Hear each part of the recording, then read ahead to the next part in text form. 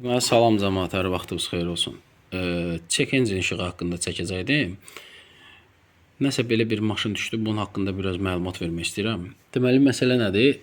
Avtomobil getmir. Nəysə onu müəyyənləşdirir ki, avtomobil nəyə görə getmir? O heç. O turbin aktuator xarabdır, ona görə getmir. Aktuator xarab deyil, aktuatorun vəziyyətini müəyyən edən sensor xarabdır. Aktuator özü işləyir. Burada adama deyirlər, yəni bəxtin olmayan şey buna deyirlər. Bəxt olmaya da insanda. Sensor da onun içində yerləşir də, yəni. Aktuatorun vəziyyətini müəyyən edən sensor onun içində yerləşir. Nəysə. Deməli, avtomobilə qaz verəndə aktuatoru yoxlamaq məqsədi ilə bir də aktuatoru belə skanerdən də aktiv edib yoxlaya bilirəm.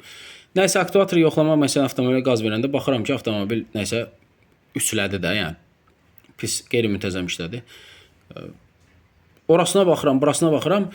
Oksigen sensorundan xəta verirdi, açmamışdım mühərrikin qapağını. Oksigen sensorunu yoxlamaqdan ötürü mühərrikin qapağını açanda belə bir mənzərə ilə rastlaşıram. Oksigen sensorunu ayırıblar. Yəni taxıram yerinə. Göstəricilərinə baxıram, sensor işləyir. Hər şey qaydasındadır. Qızdırıcısı, mızdırıcısı, hər şey işləyir də sensorun. Niyə görə ayırıblar bilmirəm. Hə, indi ayırıblar. Axı avtomobil üçlüyürdü. İndi mən şübhəm doğru deyil, onu yoxlamaqdan ötürü alışdırma şamlarından məsələn ikisini açıb çıxardacağam, indi baxacağıq. İndi bu avtomobil müntəzəm bollaşmada işləyib. Alışdırma şamlarının indi vəziyyətini sizə göstərəcəm. Bax, mən hələ indi açıram, baxaq. Sökdüm. İndi bir də bunu sizə göstərmək istəyirəm. Baxın. Yəni bu mühərrik təzə yığılıb. Yağ yeməsi filan da yoxdur. Bunun farsunkalarında filan da heç bir problem yoxdur. Sadəcə oksigen sensorunu ayırıblar. Bu avtomobil müntəzəm bollaşmada işləyib. İndi bir kompleks sveçə dalayıq. Yəni bu alınmalıdır da. Alınmalı deyəndə təmizləyəcəm, nə bilim, burasını sürtüşdürüb qoyacam, yerinə işləyəcək. Amma olmaz da, belə eləməyin də qardaş. Oksigen sensorunu ayırmayın. Birinci oksigen sensorunu ayırmayın. Qardaş, imkanım olsa bir dənə o səs ucaldandan götürüb o şəhərdə qışqıra gəzərəm. Eləməyin də belə şey.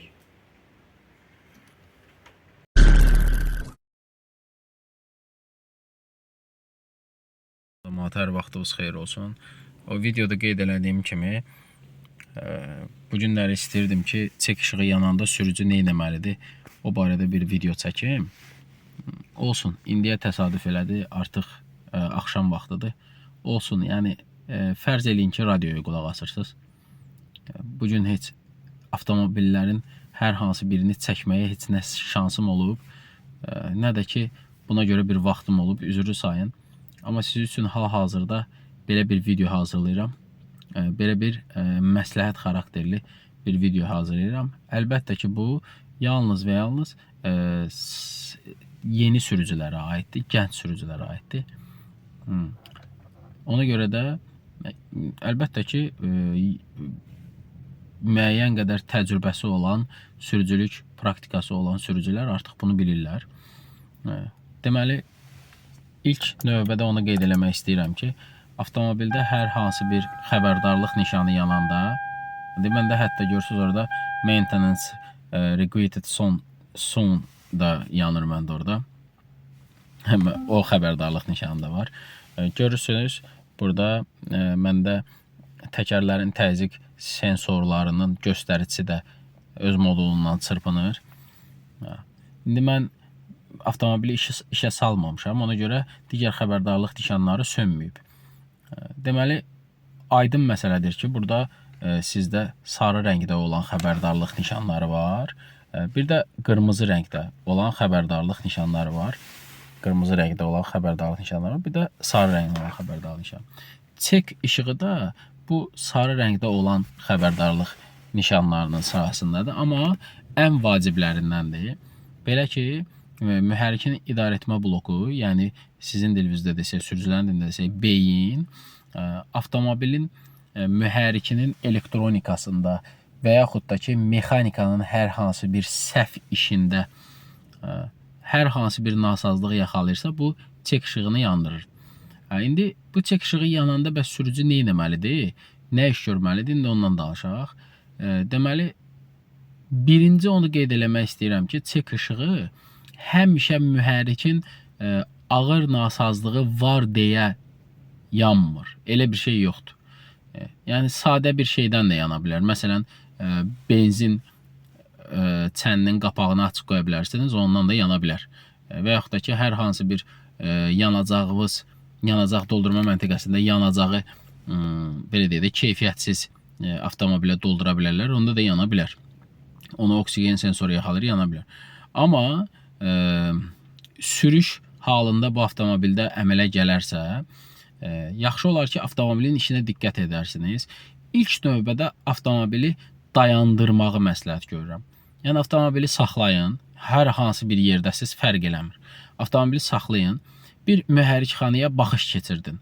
Bəlkə də hansısa şteker çıxıb, bəlkə də hansısa naqilin üstünün açılmasını, izolyasiyasının pozulmasını görə bilərsiniz. Bəlkə görərsiniz. Yəni görəcəksiniz kimi bir şey yoxdur, amma bəlkə görə bilərsiniz. Bəlkə açıb görəcəksiniz ki, elə babinin arxasından hər hansı bir şteker çıxıb, ona görə çek yanır, sönür və avtomobil titrəyir. İndi o məsələyə gələcəyik. Birincisi avtomobilin mühərrikxanasına baxış keçirtmək lazımdır. Ondan əlavə avtomobilin mühərrikxanasına ona görə baxış keçirtmək lazımdır ki, ola bilər ki, bu çek işığı yanacaq sistemindən qaynaqlansın, yansın. Məsələn, ola bilər ki, mühərrikxanada hər hansı bir yanacaq daşıyıcı boruda və yaxud da filan boruda təzyiqin aşağı düşməsi nəticəsində yana bilər. Bu da sizin avtomobilinizin performansına təsir eləyəcək əlbəttə ki. Amma yenə də mühərrikxanaya baxış keçirsəz, bir qoxulasaz daha yaxşı olar. Yəni avtomobil mütləq saxlanmalı və mühərrikxanaya baxış keçirilməlidir. Bu yürüş halında, yəni avtomobili idarə edərkən yanırsa. Yox, əgər avtomobilin işində heç bir dəyişiklik aşkar eləmədiniz, avtomobil özünü əvvəlki kimi aparır, baxmayaraq ki, qəza vəziyyətinə keçib, amma pedala reaksiyası yaxşıdır, yəni qaz pedalına reaksiyası yaxşıdır, tormozlama qabiliyyəti yaxşıdır, hər şey yaxşıdırsa, yolunuza davam edərək qısa müddətdə servisə müraciət eləyib, o çek işığının altında yanan kodu və yaxud da ki, nasazlıq belə deyək də xətasını oxutursanız daha yaxşı olar və aradan qaldırmağa çalışsanız daha yaxşı olar. Burası belə. Gələk ikinci hala, çek işığı yanandan sonra avtomobil özünü pis aparması halına. Deməli, elə vaxt olar ki, çek işığı yanar, məsələn, drosselin nasazlığından, yəni zaslonkanın nasazlığından çek işığı yanar, sizin avtomobiliniz pedala reaksiyanı itirə bilər.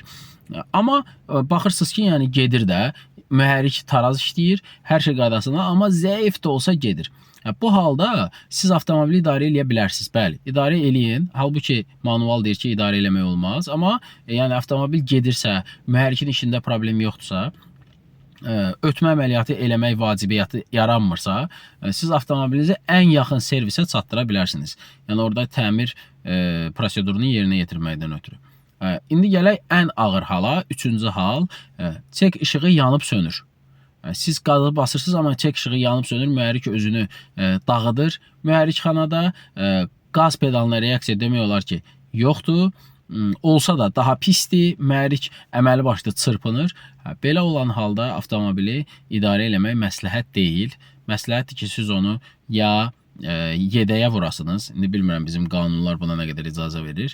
Ya da ki, evakuatorla yəni tanıdığınız servisə, yaxınlıqdakı servisə aparasınız və yaxud da ki, dillerdə ona qulluq elətdirəsiniz. Bu üç halı sizə çatdırmaq istədim. Baxmayaraq ki, çek işığı yanır, avtomobil həmişə ağır nasazdır demək deyil. Çek işığı belə deyək, yanıb sönündə yaxşı olar ki, avtomobili saxlayasınız. Burası belə. Digər qırmızı rəngdə yanan işıqlar, məsələn, burada məndə sükan işığı var, akkumulyatorun işığı var. Amma qırmızı rəngdə burada məndə görürsünüz təhlükəsizlik kəməri işığı da yanır, amma yaxşı olar ki, təhlükəsizlik kəmərini taxmadan avtomobili idarə etməyəsiniz. Sonra yağın işığı və digər xətalar, daha doğrusu qırmızı rəngdə yanan əsas xətalar. Yandıqda avtomobili dərhal saxlamaq lazımdır. Dərhal saxlamaq lazımdır. Avtomobili idarə etməkdən çəkinmək lazımdır. Avtomobili evakuator və yaxud yedək vasitəsilə hər hansı bir yaxın servisə aparmaq lazımdır. Belə. Yəni bu tədbirləri görmək lazımdır. Yenə də təkrar edirəm. Təkrar vurğulayıram ki, videonun əvvəlində dediyim sonda yaddan çıxmasın.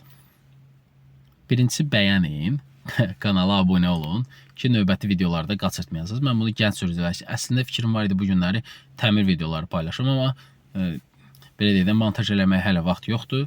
Üzürlü sayasınız məni. Ona görə də gənc sürücülər üçün paylaşdım ki, kanaldan faydalansınlar.